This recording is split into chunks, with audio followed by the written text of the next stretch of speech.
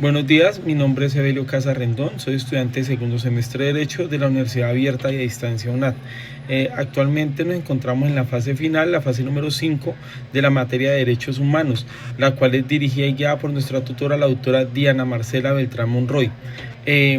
A mí me correspondió leer el documento del capítulo 3 del informe final de la verdad, de la Comisión de la Verdad, titulado Violaciones de Derechos Humanos e Infracciones al Derecho Internacional Comunitario. Este capítulo es uno de los capítulos más fuertes y dolorosos del informe. Contiene un análisis de la violencia que vivió Colombia durante los últimos años tras de los grupos armados. Mi objetivo en este video es presentar los puntos centrales. ¿Qué violaciones se cometieron? 2. ¿Quiénes fueron los responsables? 3. Patrones que se identificaron. Sigo. 4. ¿Cómo afectaron las víctimas? Y 5. ¿Qué propone la comisión para que esto no se repita? ¿Qué violaciones se documentaron? En el capítulo 3 muestra la magnitud del daño que dejó la guerra en Colombia y en toda la población civil y en todos sus departamentos, y con enve a los municipios y a las veredas y a las comunidades que fueron de más afectó. Fueron asesinatos selectivos y masacres. Cogieron especialmente esos líderes sociales, y hoy lo vemos todavía en nuestro país, cómo siguen siendo asesinados injustamente los líderes sociales en Colombia. Cogieron esos líderes, los masacraban, los secuestraban, los torturaban, pues para generar o tener información o generar miedo en la población colombiana. Desapariciones forzadas. Las desapariciones se dieron forzadas, pues fueron una gran cantidad de personas, de líderes, de niños, de mujeres, de comunidades que fueron tiradas a los ríos, entre otras cosas que pues realmente en la Comisión de la Verdad pues se notaban asesinatos que ni siquiera a veces en la Segunda Guerra Mundial se vivieron, como el tipo de las motosierras, desmembramiento de los cuerpos, se los echaban a veces a los cerdos, a los cocodrilos, a los ríos. Entonces realmente pues secuestros masivamente. Hoy en Colombia también lo vivimos. Hace poco pues hubo un caso en particular muy mencionado, que fue el hijo de un cantante que fue secuestrado, pero esto es un delito que no ha sido todavía exterminado al fin y será muy bien exterminado. Torturas y tratos crueles, pues ya anteriormente lo nombré, las torturas que vivió en Colombia, violencia sexual contra las mujeres, niñas y personas LGBTI, violaciones, múltiples violaciones contra niñas y mujeres de toda la población colombiana, todos los departamentos e índole a niños. Reclutamiento de niñas y adolescentes. Los reclutamientos fueron de manera forzada. Incluso hace poco hubo un bombardeo por parte del Estado hacia unas disidencias de las FARC y se nombraban que había niños muertos en este bombardeo. Pero si nosotros vemos y analizamos las cosas, estos niños fueron reclutados de manera irregular por esas disidencias de las FARC, y pues están en el campo de batalla y pues tienen que haber bajas, y pues esto fue lo que hizo. Desplazamientos masivos de comunidades enteras.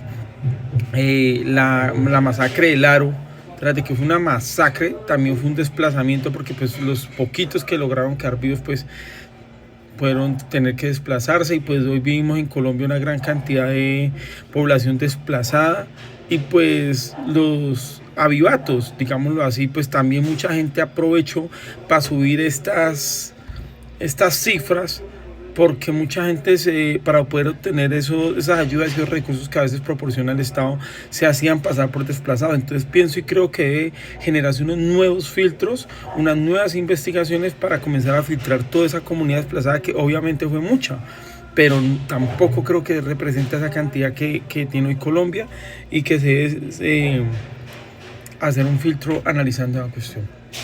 El uso de minas antipersonal. Hoy vemos gran cantidad de uniformados, de policías, de ejércitos, están mutilados en condición de discapacidad por la misma cuestión, por esas minas antipersonales y esas armas que son ilegales en el uso de la guerra.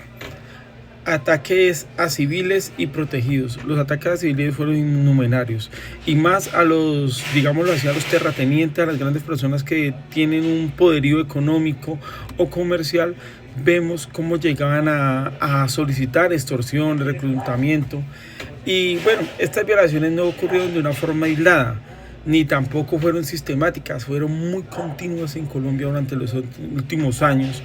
Y pues desde el año que prácticamente asesinaron a Gaitán, en ese 9 de abril, prácticamente se viene ejerciendo una violencia en Colombia que comenzó como una violencia política, pero ya pasó, pienso que ser una borrega más que una violencia más social y económica, porque ya empezaron realmente los temas económicos, a extorsiones, ya la política fue como una cortina de humo donde se generó la violencia, pero esto conllevó a que se iniciara esa violencia económica del dinero, comenzar a hacer esos secuestros, esas violaciones para poder sostenerse en estos grupos armados. Bueno, la comisión concluye que todos los actores armados cometieron violaciones de derechos humanos e infracciones al derecho internacional humanitario. Obvio, todos los grupos armados, las FARC, el ELN, el M-19, el LP, como se llamen, el Clan del Golfo, lo que vimos hoy en día, todos esos grupos armados fueron violentos y violaron los derechos humanos internacionales, cometiendo lo que dijimos, secuestro, reclutamiento armado, cometieron violaciones, asesinatos, desapariciones forzadas. Los grupos paramilitares cometieron secuestros, desplazamientos, asesinatos sin de control social violento y desapariciones. Los grupos paramilitares, las guerrillas, ya llegaron a un punto que ya no era tanto en el sector rural y en el campo, ya llegaron al sector urbano, como lo vimos en Medellín, como se vio en diferentes ciudades del país, donde los grupos paramilitares ya comenzaron una guerra entre guerrillas y grupos paramilitares, dejando a la población en medio.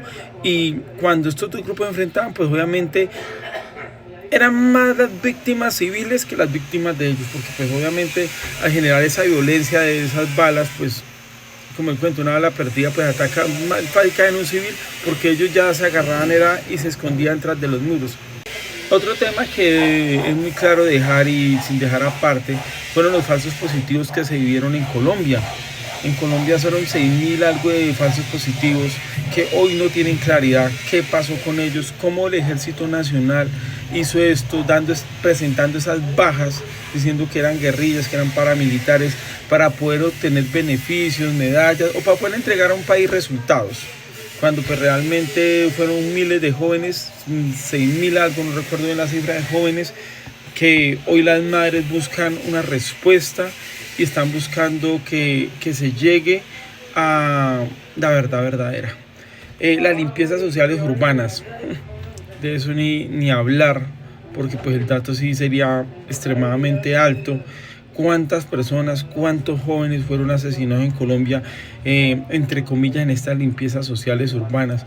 Cuando el Estado debería invertir en programas sociales, en educación, en talleres comunitarios, tratar de enseñarles a estos jóvenes qué hacer con sus vidas, guiarlos, motivarlos, y para no tener que llegar a estos puntos. Y no entiendo cómo la capacidad del ser humano y más del colombiano pensar que la solución es matar a otro, cuando primero que todo debe empezar por el diálogo, llegar a un acuerdo, una conciencia y proponerle que hay un cambio, hay una diferencia en el país, y tenemos que llegar a conciliar esto. Bueno, eso es para... Bueno, regálame un segundito, sigo acá. Bueno, las familias sufrieron la pérdida de seres queridos sin poder despedirse. Obviamente una discriminación en Colombia, una separación de familias, miles de niños huérfanos, miles de padres sin hijos, sin tíos, sin sobrinos, destrucción total de la familia, porque pues al salir de sus veredas, de sus campos, de sus barrios, ya la familia se divide.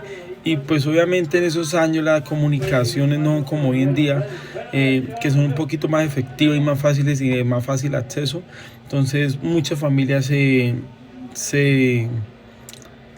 ¿cómo dijera la palabra? Se dividieron y hoy en día pues ya esas familias son nuevos núcleos, pero siempre con ese, digamos, ese efecto psicológico que dejó en ellos la violencia en Colombia. En este capítulo 3, el informe final, lo que nos deja muy claro y muy conciso el informe es lo que nunca puede volver a pasar en Colombia. Y debemos conocer nuestra historia para que esto nunca vuelva a pasar, crear conciencia, mejorar en la educación. Pienso que la educación es el sistema que puede mejorar la vida de todas las personas, la calidad de vida, desarrollo social, económico, porque todo esto nos brinda la educación. Entonces, muchísimas gracias.